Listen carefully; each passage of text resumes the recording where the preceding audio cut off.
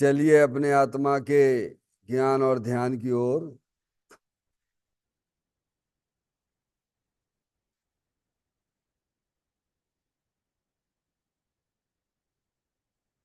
अपने चंचल मन को एवं चंचल उपयोग को स्थिर करने के लिए जिनवाणी माता के माध्यम से अपनी वर्तमान ज्ञान की पर्याय में सम्यक भेद ज्ञान उत्पन्न करते हुए शरीर शरीर से संबंधित जितने भी चेतन अचेतन पदार्थ हैं उनका मुझ भगवान आत्मा के साथ में किसी भी प्रकार का कोई संबंध नहीं है।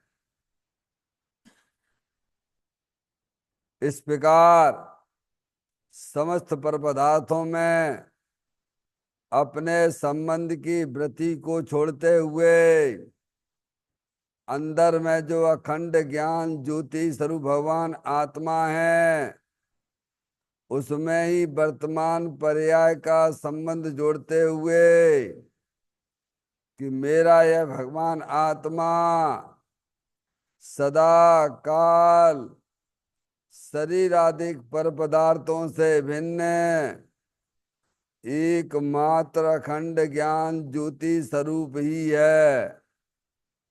ऐसा अपने आप को जानो और ऐसा ही अनुभव करो कि वर्तमान में ही मेरा यह भगवान आत्मा शरीर आदि पर पदार्थों से भिन्न एकमात्र अखंड ज्ञान ज्योति स्वरूप ही है।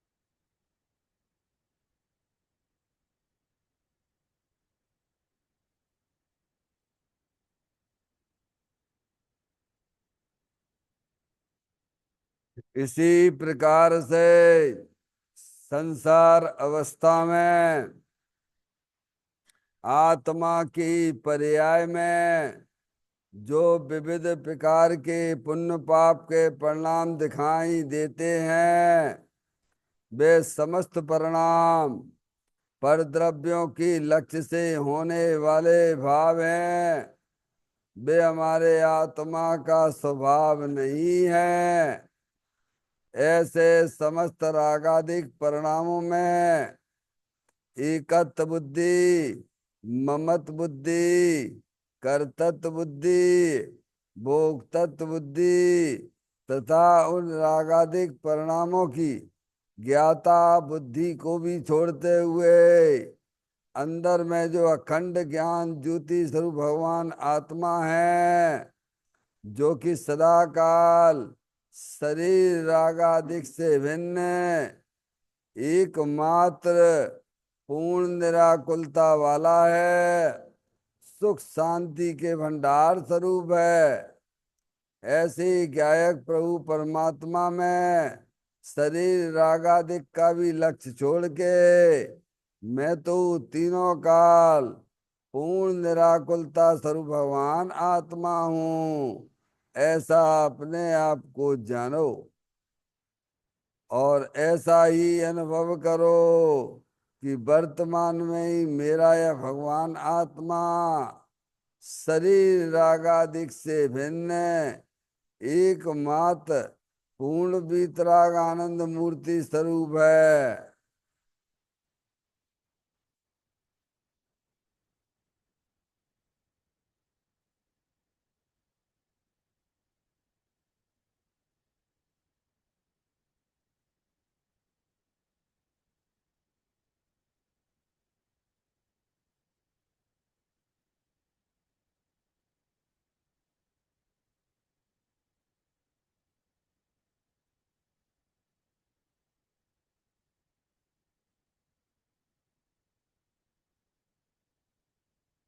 इसी प्रकार से संसार अवस्था में आत्मा के पर्याय में जो पर के लक्ष्य से होने वाला ज्ञान है, वह परलक्षी ज्ञान भी हमारे आत्मा का स्वभाव नहीं है। वह तो इंद्रिय जनित ज्ञान है। इस प्रकार शरीर रागादिक और परलक्षी ज्ञान की पर्यायों से विभिन्न मैं तो एकमात्र अखंड ज्ञान ज्योति स्वरूप भगवान आत्मा हूँ, ऐसा अपने आप को जानो। और ऐसा ही अनुभव करो कि वर्तमान में ही मेरा है भगवान आत्मा शरीर रागादिक और खंड खंड ज्ञान की पर्यायों से भी भिन्न एकमात्र खंड ज्ञान ज्योति स्वरूप ही है।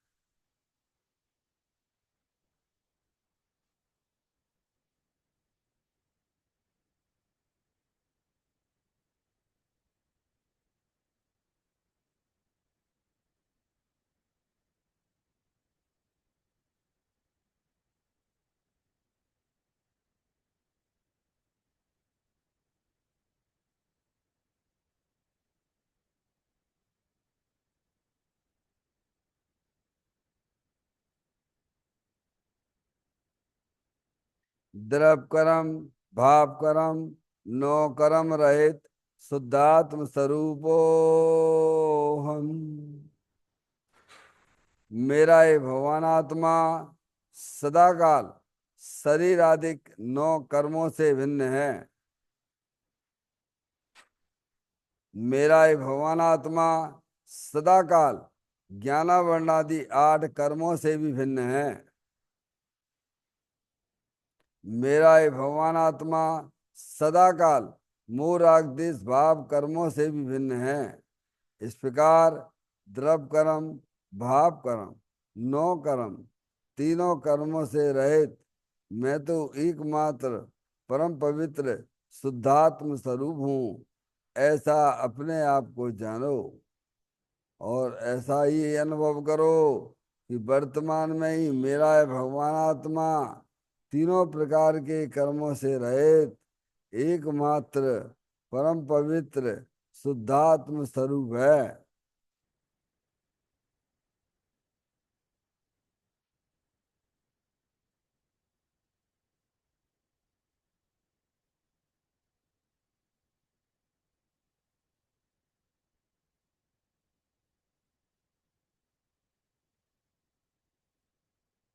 ओम नमः सिद्धेभ्य। ओम नमः सिद्धेभ्य। ओम नमः सिद्धेभ्य। चिंतामणि सम स्वयं का चैतन्य तत्व महान है। निज का करूं मैं चिंतवन, निज का करूं श्रद्धान में। शुद्धा तुम्हारी देव है जो गुण अनंत निधान है। मैं स्वानुभव में देख लूं आत्मा स्वयं भगवान है। मैं स्वानुभव में देख लूं आत्मा स्वयं भगवान है। रिमण झाड़ पर ठिया कम कलंक देवी अप्पा लद्दऊ जैन परू ते परम पड़वेवी। सब कर्म मल्लिका नाश करवरु प्राप्त कर निज आत्मा। जो लीन निर्मल ध्यान में नम कर निकल परमात्मा। सब नाश कर घन गाति हर हरे अंत पद को पा लिया, कर नमन उन जिन देव को, यह काव्य पथ अपना लिया।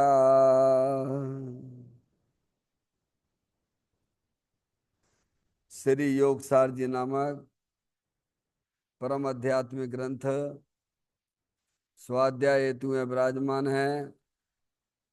आज से 1400 वर्ष पहले इस महान पवित्र ग्रंथ की रचना दिगंबर संत योगेंद्र महाराज जी हुए हैं। उन्होंने इस महान पवित्र ग्रंथ की रचना की और उन्होंने इस ग्रंथ का नाम योगसार जी रखा। योगसार जी का सीधा सा अर्थ है मुक्ति के मार्ग में। योग का मतलब जोड़ होता है। किसका किसके साथ में जोड़ करना? तो अरिहंत परमात्मा कहते हैं कि अपनी वर्तमान शुद्ध ज्ञान की पर्याय का अंदर में जो अपना त्रिकालिक ध्रुव भगवान आत्मा जो सदा काल द्रव कर्म भाव कर्म नौ कर्म से रहित एकमात्र अखंड ज्ञान ज्योति स्वरूप है, ऐसे गायक प्रभु परमात्मा में अपनी वर्तमान शुद्ध ज्ञान की पर्याय का संबंध जोड़ने का नाम योग है, जिसे शास्त्रीय भाषा में सम्यक दर्शन सम्यक ज्ञान भी कहते हैं। और उस चैतन्य भगवान आत्मा में ही अपनी वर्तमान पर्याय को मग्न कराना, लीन करना, स्थिर करना, उसे सार कहते हैं, यानी सम्यक चारित्र कहते हैं। तो योग सार क्या हो गया? सम्यक दर्शन, सम्यक ज्ञान, सम्यक चारित्र वाली निर्मल पर्याय, पवित्र पर्याय, जो अपने आत्मा के आश्रय से प्रकट होती है, इसे यहाँ योग सार कहते हैं। देखिएगा, योग सार ग्रंथ के माध्यम से हम और आप आज यहाँ पर 58 नंबर की गाथा का स्वाध्याय प्रारंभ करने जा रहे हैं, जिसमें आचार्य भगवान आत्मा के वास्तविक स्वरूप को बताते हैं कि जो आत्म वस्तु है देहादि रूप नहीं है। यही ज्ञान मोक्ष का बीज है। क्या है मोक्ष का बीज? क्या है? ऐसा भेद ज्ञान जगाना। कैसा भेद ज्ञान जगाना? ये देहादि, देहादि में क्या लेना? शरीर, शरीर से संबंधित जितने भी चेतन अचेतन पदार्थ हैं, और अंदर में आत्मा के साथ में अनादि काल से जो कर्मों का संयोग है वह भी आदि में गया। और ये रागादिक परिणतियां हैं, वे भी काय समय अपने आत्मा से भिन्न है। आगे समय उनसे अपना आत्मा भिन्न है। तो देहादि रूप मैं नहीं हूं।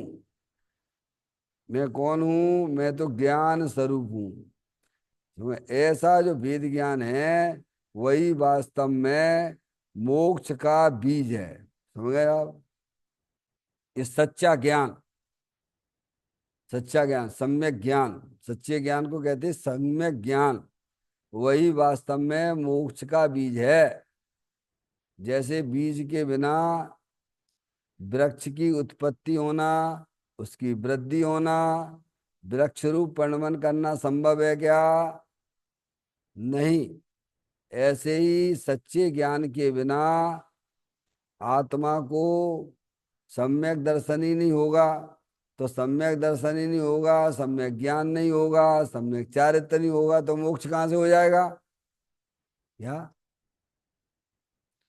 सम्यक दर्शन सम्यक ज्ञान के लिए तो वस्तु स्वरूप का सच्चा ज्ञान होना चाहिए।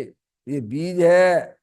मोक्ष महल की प्रथम सीढ़ी या बिन ज्ञान चरिता।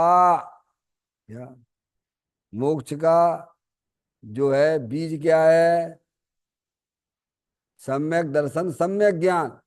समझ गया आप? सम्यक दर्शन सम्यक ज्ञान किसी कहना? अपने आत्मा का दर्शन का नाम सम्यक दर्शन है, और अपने आत्मा के ज्ञान का नाम सम्यक ज्ञान है, इसके बिना मोक्ष की उत्पत्ति नहीं होगी। समझ गए आप? वृक्ष चाहिए तो क्या बीज चाहिए कि नहीं चाहिए? बिना बीज के कोई वृक्ष हो सकता है क्या? है? ऐसे ही हम मोक्ष तो चाहते हैं, सब जीव मोक्ष चाहते हैं, मुक्ति चाहते हैं, समझ में आया? लेकिन सच्चा ज्ञान नहीं है। सच्चा ज्ञान क्या है? देहादिक मैं नहीं हूं।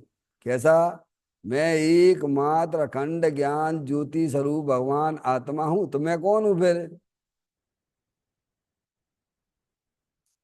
क्या है? मैं कौन हूं? मैं जानने देखने वाली चैतन्य आत्म वस्तु हूं।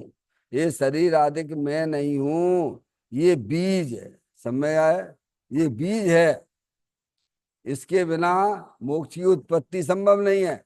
जैसे आप जो है मकान बनाना चाहते हैं, तो मकान जो बनाओगे तो नीचे जो है उसकी नींव चाहिए कि नहीं चाहिए? महल बनाने के लिए, मकान बनाने के लिए नींव की जरूरत। नींव समझते हो? फाउंडेशन है। धरती है। अब यह धरती पे तुम क्या मकान बना ईंट की चुनाई कर लोगे क्या? उसके और नीचे जाइए। कहाँ जाइए? अगर मकान बनाना है समय रहने के लिए, तो हमें क्या करना पड़ेगा? सबसे पहले इस धरती के नीचे 8 10 10 फीट नीचे जाइए। वहां जाके क्या करना? फाउंडेशन करके खोद के, हैं, बीम बनाइए, पक्का करिए। समझ गए नहीं आप? उसके बाद धरती तक आते हो, उसके ऊपर बनेगा। क्या? उसी के ऊपर तो बनेगा कि नहीं बनेगा? अब नीचे तुमने नींव डाली नहीं है और ऊपर से ईंट लगाना चालू कर दिया, बोलो भैया, तो मकान बनेगा क्या? है? मकान बन जाएगा? नहीं बनेगा। तो मकान बनाने के लिए जैसे फाउंडेशन की जरूरत होती है, ऐसे ही हमें मोक्ष पर्याय में सिद्ध अवस्था प्राप्त करनी है। समझ में आया? लेकिन वस्तु स्वरूप का सच्चा ज्ञान नहीं है, जानते ही नहीं है। कैरियन परमात्मा क्या है, सिद्ध परमात्मा क्या है, हमारे साधु परमेष्ठी कौन है? समझ गए नहीं आप? ये शरीर क्या है, अंदर 8 कर्मों की रचना है वो क्या चीज है, और ये रागादिक परिणतियां हर समय दुख रूप पर्याय होती वो क्या चीज है, और उसके अंदर अपना चेतन भगवान आत्मा अनंत शक्तियों से भरेला है। ऐसा जब तुम्हें ज्ञान ही नहीं है, तो भगवान कहते हैं कि तुम्हें सम्यक दर्शन ही नहीं होगा, मोक्ष तो बहुत दूर की बात है। समझ में आएगी भैया?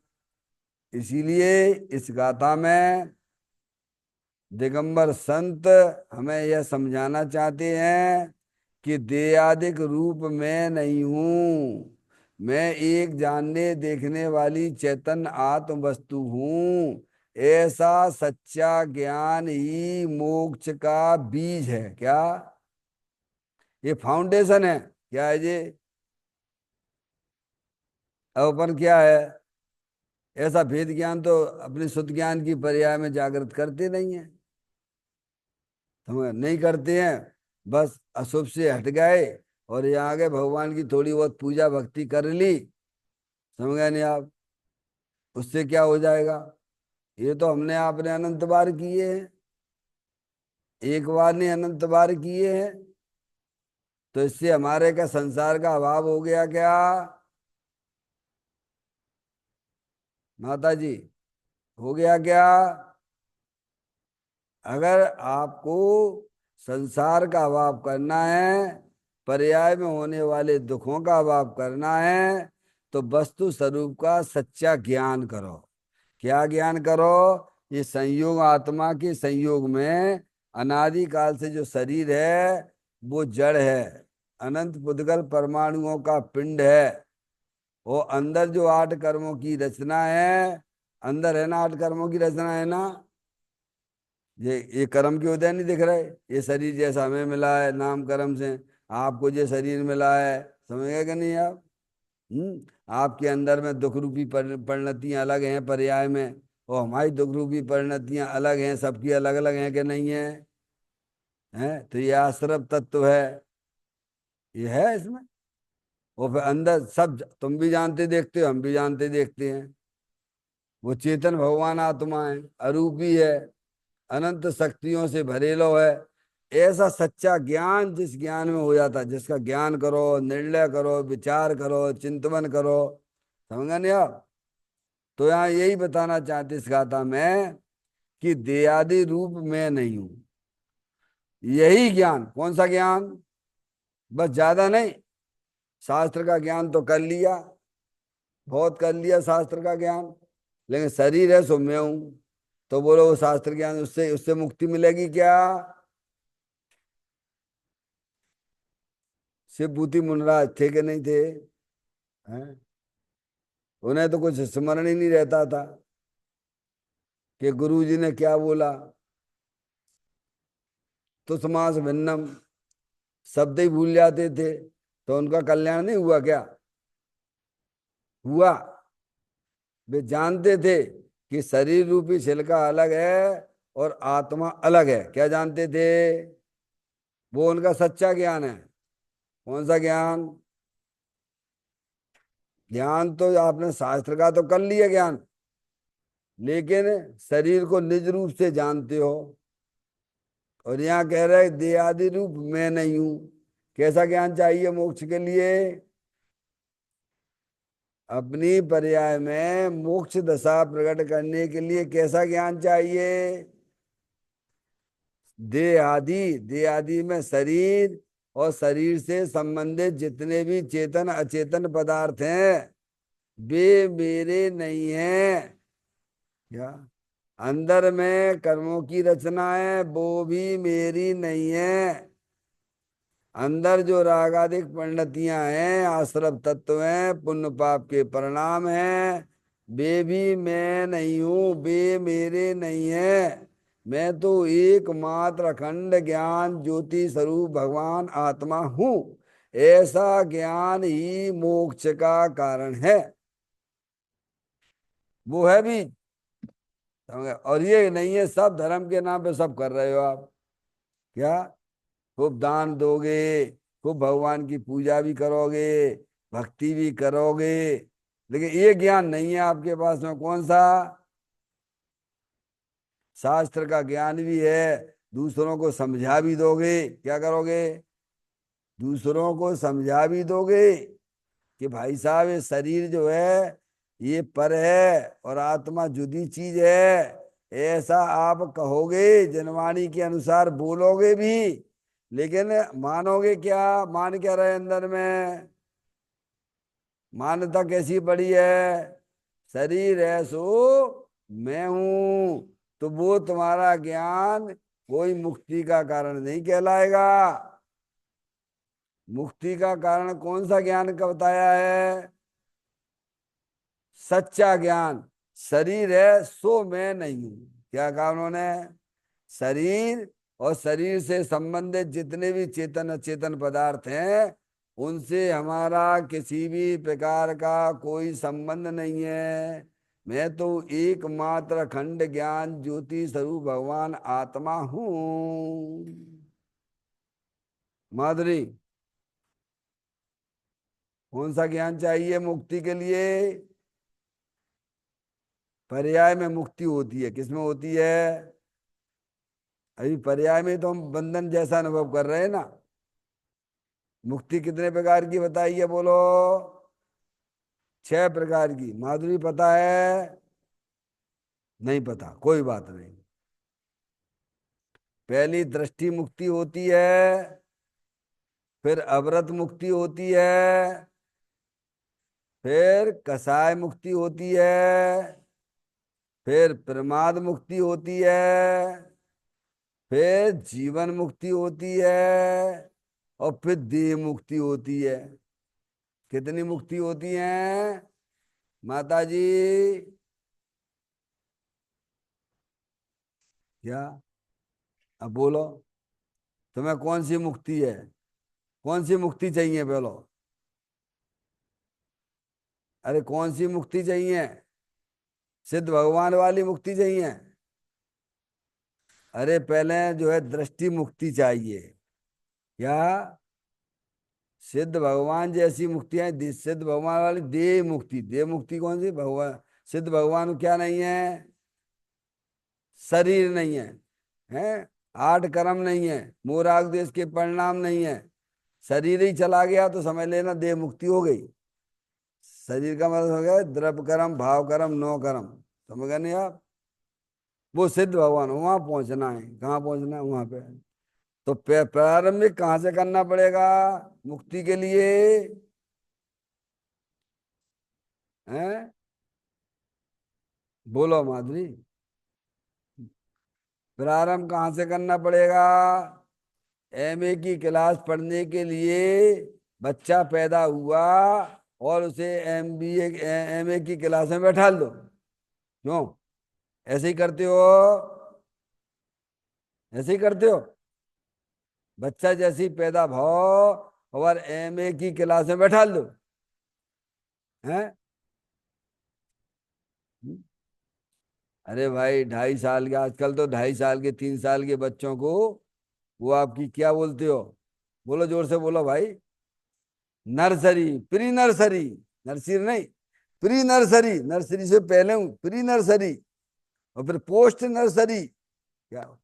नर्सरी के ही नाम प्री नर्सरी, फिर नर्सरी, फिर नर्सरी, फिर पोस्ट नर्सरी, और फिर उसके बाद क्लास पहली, दूसरी, KG 1, KG 2 है। और ये सब मत करवाओ, और सीधे बच्चा पैदा हो और एमए की क्लास में बैठा दो। ऐसा होता है क्या? ऐसे ही हमें अरिहंत भगवान जैसी मुक्ति चाहिए, जीवन मुक्ति अथवा देह मुक्ति। ये कौन से नंबर पे है? हैं? देह मुक्ति। बाद में कोई प्रतिकूलता हुई तो क्या करना? फांसी लगा लेना, तो देह मुक्ति हो गई कि नहीं हो गई? सब चाहते हैं, इस शरीर को कोई नहीं चाहता। समझ में आई कि नहीं आई? और अज्ञानी क्या है? सब संकट की जड़ क्या है? शरीर ही तो है। तो क्या करो, शरीर को ही खत्म कर दो। अगर ये नहीं होता तो बाद में काय की दिक्कत? समझ गए नहीं आप? भैया ऐसे नहीं होता है। अरे इसमें भी क्रम होता है। क्या? शरीर तो बाद में आएगा, अरिहंत परमात्मा का भी शरीर है साथ में। 13वें गुण स्थान में जीवन मुक्ति है, और 14वें गुण स्थान, गुण स्थानातीत सिद्ध भगवान है। समझे नहीं आप?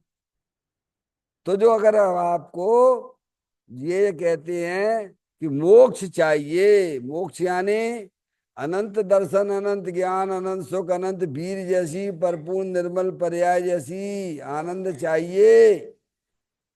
हैं? मोक्ष समझ गए? द्रव्य कर्म, भाव कर्म, नौ कर्म से रहित अवस्था, ऐसा मोक्ष चाहिए। तो क्या करना? पहले अपना वर्तमान शुद्ध ज्ञान में यह निर्णय करो, ये ज्ञान करो, ऐसा अनुभव करो कि शरीर आदि पर पदार्थ हैं, वे मैं नहीं हूं, इनसे हमारा किसी प्रकार का कोई संबंध नहीं है। सबसे संबंध तोड़ दो। क्या करना? मैं तो एक जानने देखने वाली अखंड ज्ञान ज्योति स्वरूप भगवान आत्मा हूं। माधुरी, तो ये कहलाएगी तो शरीर भी रहेगा, शरीर से संबंधित स्त्री पुत्रादिक भी रहेंगे। समझ में आप? अंदर में कर्म भी संयोग में रहेंगे, रागादिक परिणतियां भी संयोगी भाव में रहेंगे। पर ये मैं नहीं हूं, मैं तो चेतनेश्वर भगवान आत्मा हूं। इसका नंबर है पहला, दृष्टि मुक्ति। क्या है? इसके बीज के बिना किसी भी आत्माओं की मुक्ति नहीं हो सकती है, किसी को भी मोक्ष नहीं मिल सकता है। अभी हम क्या करते हैं? नर्सरी में तो पढ़ते नहीं है, पहली क्लास पढ़ी नहीं है, और क्या करते हैं? प्रतिमा ले लेते हैं। क्या ले लेते हैं? अरे क्या करते हैं, प्रतिमा ले लई, ज्ञान को तत्व का ज्ञान है नहीं है। ताते जनवर कथित तत्व अभ्यास करीजिए, संशय विभ्रम मोह त्याग आपो लख लीजिए। माता जी, अपने वर्तमान शुद्ध ज्ञान में जिनवर देव द्वारा बताए हुए तथ्यों का अभ्यास ही नहीं करती है, जानते ही नहीं है बहुत से तो। और क्या होते हैं, प्रतिमा ले लेती हैं, कोई मुनि बन जाता है। पहले क्या करना है, ये राजमार्ग, राजमार्ग ये नहीं है, राजमार्ग ये है पहले सम्यक दृष्टि हो, ज्ञानी हो, उसके बाद प्रतिमाएं लेना। क्या, अरे जैसे लौकिक में क्रम से पढ़ाई पढ़ी जाती है, ऐसे ही मोक्ष प्राप्त करने के लिए ये सब क्रम है कि नहीं। श्रावक, श्रावकपना है कि नहीं है, बोलो। आपके जितने भी तीर्थंकर थे, क्यों भैया, सब थे कि नहीं श्रावक, बोलो। गृहस्थ अवस्था ही में थे कि नहीं है। तो पहले ये धर्म पालो, पहले गृहस्थ धर्म, श्रावक का धर्म पालिए आप, होंगे ना। और श्रावक के धर्म से पहले सम्यक दृष्टि हो जाइए आप। क्या है, श्रावक धर्म तो पांचवें गुण स्थान से चालू होता है। पांचवी प्रतिमा है श्रावक की, कौन सी है। श्रावक किसे कहना, श्रद्धावान हो, विवेकवान हो और चारित्रवंत हो, है नी श्रावक।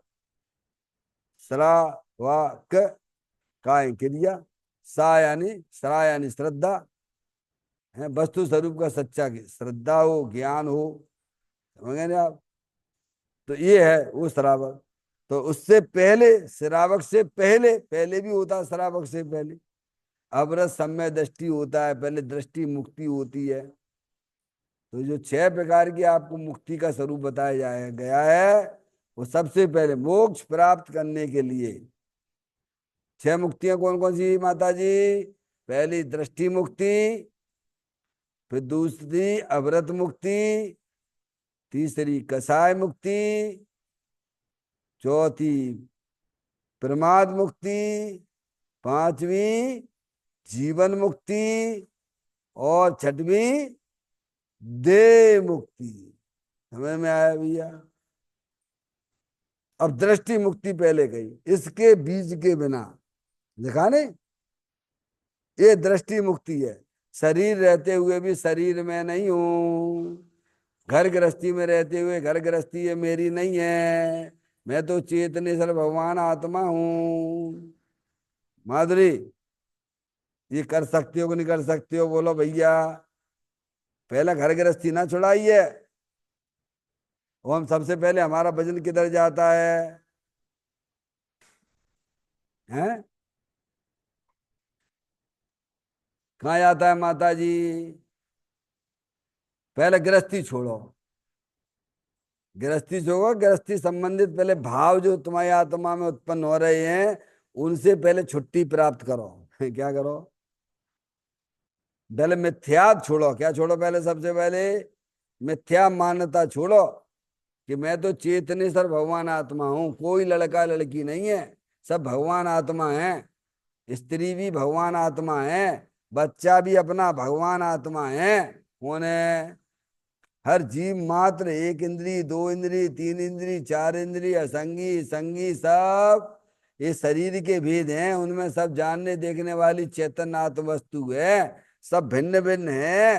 क्या, और जो उनकी पर्याय में दुख रूप पर्याय हो रही है, वो आश्रव तत्व है, वह भी आत्मा से भिन्न है। ऐसा सच्चा ज्ञान करो, ऐसी सच्ची दृष्टि करो। पहले द्रव दृष्टि का, सच्चे ज्ञान का चश्मा अपनी आंखों पे लगाओ, अपने ज्ञान पे लगा लो। क्या करना, पहले दृष्टि मुक्ति करो, सच्चा ज्ञान करो, सच्चा श्रद्धान करो, तब आप मोक्ष में आगे चलोगे। क्या है, अवरत मुक्ति दूसरे नंबर की है, कौन सी है, पहले मुक्ति कौन सी है माधुरी, लिख लेना। पहले नंबर की दृष्टि मुक्ति। मैं चेतनेश्वर भगवान आत्मा हूं, ये शरीर आदि से मेरा कोई संबंध नहीं है। लड़का लड़कियों से, अरे जब शरीर से ही संबंध नहीं है तो लड़के लड़कियों से संबंध की क्या बात करते हो? ऐसा ज्ञान में, ऐसा श्रद्धान में जचना चाहिए। अंदर में जो रागादिक परिणतियां होती हैं उनसे भी मेरा कोई संबंध नहीं है। द्रव कर्म, भाव कर्म, नो कर्म, ये मेरी चीज नहीं है, कर्मों की चीज है। इससे हमारा किसी प्रकार का कोई संबंध नहीं है। मैं तो एकमात्र अखंड ज्ञान ज्योति स्वरूप भगवान आत्मा हूं। ऐसे ज्ञान को कहते हैं सच्चा ज्ञान, और इसे ही कहते हैं दृष्टि मुक्ति। क्या? फिर उसके बाद जो है अवरत की बात है, अवरत मुक्ति की बात। कौन सी है? दूसरे नंबर है अवरत मुक्ति। यानी 12 प्रकार के व्रत आ गए। आ गए 12 प्रकार के व्रत माता जी। अव्रत से मुक्ति हो गई। और अंदर में ये तो बाहर में आए 12 प्रकार के व्रत, समझ गए ना आप? अनुव्रत आ गए ना, ये बाहर में दिखेंगे। और अंदर में तत्संबंधी कसाय के परिणाम भी टूट जाएंगे, और पर्याय में उतना आनंद और बढ़ जाएगा। वह अवरति अंदर में ही अपने भगवान आत्मा का आनंद लूटते लूटते लूटते लूटते भेद ज्ञान करते करते क्या हो जाएगा, उसकी पर्याय में श्रावक जैसी स्थिति अंदर में पैदा हो जाती है। तो अंदर में राग टूट गया। तो 12 जो अवरत के राग थे ना, क्या वे टूट गए? और अंदर में व्रत जैसी परिणाम आने लग गए। 12 प्रकार के व्रत आ गए, बाहर में 12 प्रकार के व्रत दिखेंगे। अंदर में दो चौकड़ी कसाय के अभाव पूर्वक अंदर में दो चौकड़ी कसाय चली जाएगी। अनंत मिथ्यात्व तो चला गया, समझ गया? दृष्टि मुक्ति हुई, अनंतानंदी कसाय भी गई, समझ में आई? और व्रत के परिणाम भी आ गए। तो दो चौकड़ी कसाय के अभाव, दो चौकड़ी कसाय यानी दो चौकड़ी कसाय संबंधी जो दुख था वह अनंतानबंदी, और प्रत्याख्यान संबंधी दुख था वह भी चला गया। और जब वो चला गया है तो कुछ आया कि नहीं आया? उतना आनंद आया। अब जैसे ही यहाँ है आपका, पहले आप जो है 10 वाट का बल्ब जला, दृष्टि मुक्ति में समझ लीजिए। और फिर जो है 15 वाट का बल्ब जल गया, क्या हो गया? तो प्रकाश बढ़ा कि नहीं बढ़ा? अरे इधर प्रकाश बढ़ा तो उतनी वस्तु और स्पष्ट दिखने लगी कि नहीं दिखने लगी? 10 में 10 के हिसाब से दिखती थी, 15 में और ज्यादा स्पष्ट होने लग गया। माधुरी, समझ में आई माता जी क्या कह रहे हैं? तो उतना जो है अभी दुख पर्याय में है अव्रत के। दो चौकड़ी कसाय के सद्भाव पूर्वक दुख रूप परिणति भी है, और उतना आनंद पर्याय दो कसाय अनंतानबंदी और अप्रत्याख्यान संबंधी कसाय संबंधी दुख चला गया। और उतना पर्याय में अतीन्द्रिय आनंद आ गया श्रावक संबंधित। ये कैसे आया? कि उपयोग को अंदर अखंड ज्ञान ज्योति स्वरूप के साथ संबंध जोड़ने से आता है। क्या? उतनी आराधक भोगे ना, अब आराधक है ना, आराधक जीव है ना, सम्यक दृष्टि भी आराधना करता है ना। किसकी आराधना करता है? अपने चेतन भगवान आत्मा की आराधना करता है, समझ गए आप? तो ये हो गए अविरत, अविरत मुक्ति है। दूसरे नंबर की मुक्ति अब आई। तीसरे नंबर की मुक्ति का नाम क्या है? हैं? कसाय मुक्ति। समझ में आया? प्रमाद मुक्ति बोलो, कसाय मुक्ति क्यों बोल रहे भैया? हैं? तीसरे नंबर की मुक्ति का नाम क्या है? नहीं, प्रमाद मुक्ति। हाँ सुनो भाई ध्यान से, ऐसा नहीं। कसाय मुक्ति तो वहां होगी 10वें गुण स्थान में, समझ में आई कि नहीं आई? प्रमाद मुक्ति तीसरे नंबर का नाम है, प्रमाद मुक्ति है। 6वें 7वें में है ना प्रमाद, 6वें गुण स्थान प्रमाद है ना, है ना? 6वें 7 प्रमाद मुक्ति, समझ गए ना आप? प्रमाद से मुक्ति तीसरे नंबर का नाम है फिर मुनि अवस्था आएगी। तीसरे तीसरे में तो दो चौकड़ी कसाय के अभाव पूर्वक तो पंचम काल में ये जो है महिलाएं भी इतना काम कर सकती हैं, पंचम गुण स्थान तक। और पुरुष लोग जो हैं वे मुनि अवस्था तक प्रमाद मुक्ति, समझ, तीसरे नंबर की मुक्ति तक जा सकती हैं, जाते हैं, पंचम काल के अंत तक जाएंगे, तीन चौकड़ी के कसाय के अभाव पूर्वक। तीसरे नंबर का नाम क्या है? प्रमाद मुक्ति। और चौथे का नाम है कसाय मुक्ति। 10वें गुण स्थान लोग कब तक रहता है, समझे ना आप? कसाय मुक्ति। आगे बात समझ में? प्रमाद मुक्ति हुई तो जो जो आपके जो हुआ ना, नीचे के जो गुण स्थान है आगे छठवा शास्त्री में आएगा। तीन चौकड़ी कसाय का अभाव हो जाएगा। कितने? तीन चौकड़ी। एक संजुलन कसाय का सद्वार है। इतना दुख की रूपी पर्याय मुनराजों को भी है संजुलन संबंधी। और इतना जो अभाव हो गया तीन चौकड़ी कसाय का, इतना पर्याय में सद्भाव है, इतना झूल पिछुड़ सो संवेदन चलता है मुनराजों की, समझे आप? और फिर कसाय मुक्ति चौथे नंबर की। और फिर है जीवन मुक्ति। क्या है? 12वें गुण स्थान के अंत में कहो या 13वें गुण स्थान का पहला समय कहो, जीवन मुक्ति का कौन सा गुण स्थान है? 13वां गुण स्थान। 12वें गुण स्थान का अंत कहो या 13वें गुण स्थान का पहला समय कहो, तो जीवन मुक्ति, हमारे अरिहंत परमात्मा जीवन मुक्त हैं। क्या समझ गए यार? ये सब क्रम है। और उसके बाद गुण स्थानातीत, समझ गए ना आप? वो है देह मुक्ति। क्या है? देह से मुक्ति मिल जाती। कब? देखो ये सब है कि नहीं क्रम? तो ये बिना तत्व ज्ञान के, बिना तत्व के अभ्यास से मिलती नहीं है। इसीलिए कहते हैं कि ये जो कहा देहादि रूप मैं नहीं हूं, यही ज्ञान, यही ज्ञान, यही ज्ञान, यही ज्ञान, यही ज्ञान ही सच्चा ज्ञान। सच्चा ज्ञान किसे कहा है? कि शरीर है सो मैं नहीं हूं, मैं तो जानने देखने वाली चैतन्य आत्म वस्तु। ऐसा अपने आप को सबसे न्यारा उसने देख लिया, उसको मोक्ष मिलता है। कैसे मिलता है? जिसने अपने आप को शरीर से जुदा देखा, बाहर में चेतन अचेतन पदार्थ से भी जुदा देखा, अंदर में कर्मों से भी जुदा देखा, अंदर में जो रागादिक पंडितियां जो पराश्रित भाव हैं उनसे भी अपने आत्मा को जुदा देखा। क्या? यही ज्ञान क्या कहते हैं? मोक्ष का बीज है। क्या? अब ये लाइए आप। ये नहीं कहा तुम के खूब भगवान की पूजा भक्ति नहीं करोगे तब तो तुम्हारा मोक्ष नहीं होगा। जी कहाँ लिखा है? माता जी क्या कह रहे हैं? ये कहीं लिखा है क्या? 1400 वर्ष पहले योगेंद्र महाराज ने क्या लिखा? दिगंबर संत स्वयं अपने आत्मा में मस्त रहने वाले, वे कहते हैं मोक्ष का बीज क्या है? बोलो क्या है? अरे बोलो क्या कह रहे हैं आचार्य भगवान?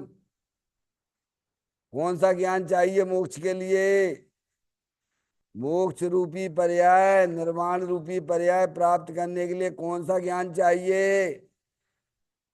सच्चा ज्ञान कौन सा? कि शरीर में नहीं हूं, शरीर से संबंध जितने भी स्त्री पुत्र दुकान मकान रुपया पैसा ये मेरे नहीं है। अंदर में कर्मों की रचना है, उनका अस्तित्व भी स्वीकार करना, पर ये मेरी चीज नहीं है।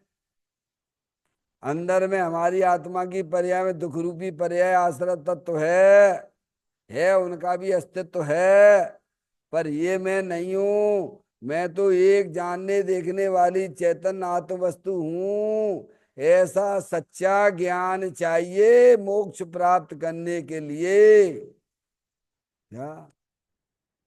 फिर सुबराग का क्या हुआ? अरे सुबराग से तो तुम्हें भेद बेबू में चीज हुई नहीं है ना, और फिर पक्ष क्यों लेते हो? वो तुम्हारी अज्ञान दशा है। क्या? जो चीज तुम्हारी है नहीं है तुम उसे अपना कह रहे हो। यही तो अज्ञान दशा है ना। और उससे मुक्ति का कारण मानते हो। मुक्ति का कारण तो ये बताया भगवान ने, वस्तु स्वरूप का सच्चा ज्ञान। लिखा कि नहीं, मोक्ष का बीज है, क्या है। अब ऐसा ज्ञान नहीं हो तो बोलो मोक्ष मिलेगा क्या। है? तुम्हें चाहिए जो है अमरूद का वृक्ष चाहिए, तो अमरूद का बीज डालोगे तभी मिलेगा कि वैसे ही मिल जाएगा भैया। बिना बीज के अमरूद मिलेंगे तुम्हें खावे के लिए क्या। बोलो। हैं। आटा, रोटी चाहिए तो आटा चाहिए कि नहीं चाहिए, बोलो भैया। माधुरी, रोटी चाहिए आटे की, तो बिना आटा के रोटी मिले क्या। है। घी चाहिए तो दूध चाहिए कि नहीं चाहिए। बिना दूध के घी मिलेगा क्या। दुनिया भर की चीजें इकट्ठी कर लो तो क्या घी मिल जाएगा। दूध ना लो, दूध ना रखो तो। अरे भाई समझ में आती है बात। ऐसे दुनिया भर का ज्ञान करके बैठ जाओ, लेकिन ये ज्ञान तुम्हारे पास नहीं है तो। भले ही शास्त्र का ज्ञान भी तुम्हें बहुत खूब ज्ञान में बैठा लिया, खूब बैठा लिया, दुनिया को खूब समझा दो, लेकिन ये ज्ञान चलता है यहाँ पर कौन सा, मोक्ष प्राप्त करने के लिए कि शरीर है सो मैं नहीं, मैं तो एक जानने देखने वाली चैतन्य आत्म वस्तु हूं। इसीलिए इस गाथा में ये बात आने वाली है, देह आदि रूप में नहीं। यही ज्ञान, कौन सा ज्ञान, मैं चेतनेश्वर भगवान आत्मा हूं, शरीर आदि मैं नहीं हूं, इनसे मेरा किसी प्रकार का कोई संबंध नहीं है। ऐसा ज्ञान वही मोक्ष का क्या लिखा है, बीज है। समझ में आया। जिन्हें मुक्ति चाहिए उन्हें सबसे पहले सच्चा वस्तु स्वरूप का ज्ञान निर्णय चाहिए। अब गाथा का पाठ करते हैं और कल अपन इस गाथा के बारे में भी पढ़ेंगे। शून्य नभ सम भिन्न जाने, देह को जो आत्मा, सर्वज्ञता को प्राप्त होवर शीघ्र पावे आत्मा। जैसे आकाश पर पदार्थों के साथ संबंध रहित है, असंग अकेला है, वैसे ही शरीर आदि को जो आत्मा से पर जानता है वही परम ब्रह्म स्वरूप का अनुभव करता है। वह केवल ज्ञान का प्रकाश करता है। निज निधि निज में बताई, यह अनंत अनंत उपकार है। उसके लिए जिन वाणी माँ को वंदना सतबार है, वंदना सतबार है। 9 बार नमोकार मंत्र का स्मरण।